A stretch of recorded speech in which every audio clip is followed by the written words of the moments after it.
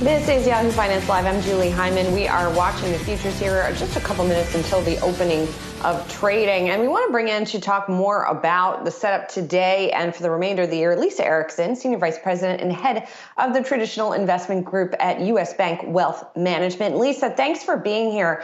You know, we talked to a lot of investors who say they like large caps right now or say they like small caps right now. You like mid caps, and which is something that we don't hear quite as often. So I'd actually like to start there.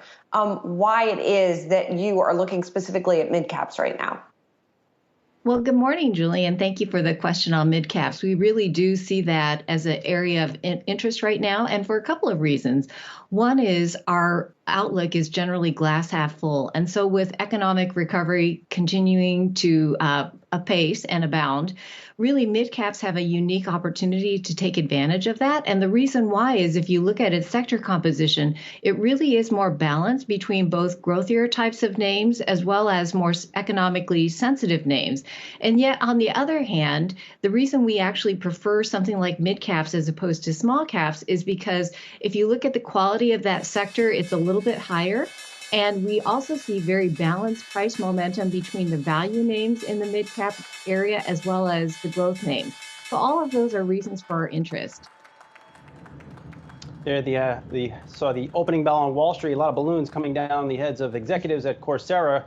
Should be worth noting that Coursera's CEO will be on Yahoo Finance Live today at 12:20. Lisa, what do you I want to look more short-term in nature here. What are you hearing from clients about their desire to put capital to work in the first week of April? As you know, April is usually a strong month for the markets.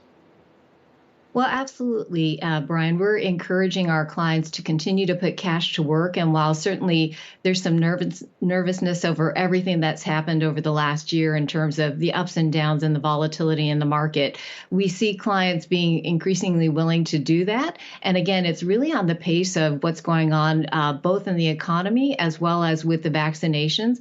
Again, as we see that opportunity for reaching herd immunity and being able to reopen more broadly, that I think is encouraging us and certainly our clients to continue to move back into the market. And Lisa, what about the rate story? Ahead of that Fed meeting a couple of weeks ago, all we talked about in this program all day, every day, I'm sure it was kind of the same in client meetings too, is what's happening with rates, what's happening, with overall growth. It's cooled off a little bit, normalized a bit. How are you guys kind of seeing that story today?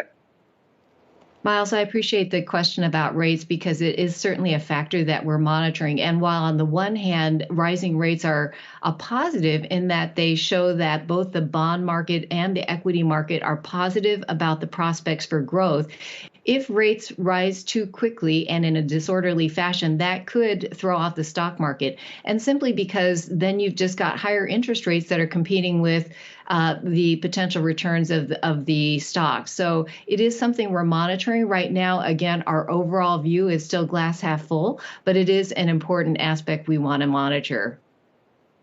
Lisa, I have a two-part question that has to do with the big infrastructure plan that is set to be announced this afternoon by President Biden. On the one hand, of course, there's a lot of spending that is planned in that bill. A lot of the stocks that might be affected have run up already. So I'm curious, first of all, if you are making any investments tied to that. But second of all, of course, as also part of this, there's a 28% corporate tax rate that has been proposed. And I'm wondering if you are hearing from your clients that they're concerned about that effect on corporate profits. In general, our focus really on the infrastructure side has been just the general potential impact on the economy. It is something that we're currently monitoring because while certainly more details will come out today, nothing is set in stone yet, and there's going to be a road to potential passage. So it's something that we do feel is an important part of the policy mix, but we don't want to act on it quite yet. As far as the how do we pay for it part of it, as you're noting, part of that proposal is the tax increases. And so we have heard a number of clients, certainly as I think all Americans are looking at taxes and how that might impact, their particular financial situation. They are concerned about it. Again, I think, we just need to monitor and see how that will evolve. Nothing's set in stone yet. And so we'll continue to look at the path forward. We don't know if it'll end up at 28%, certainly. Lisa, thank you so much for being here. Lisa Erickson is Senior Vice President and Head of the Traditional Investment Group at U.S. Bank Wealth management. Thank you. Appreciate it.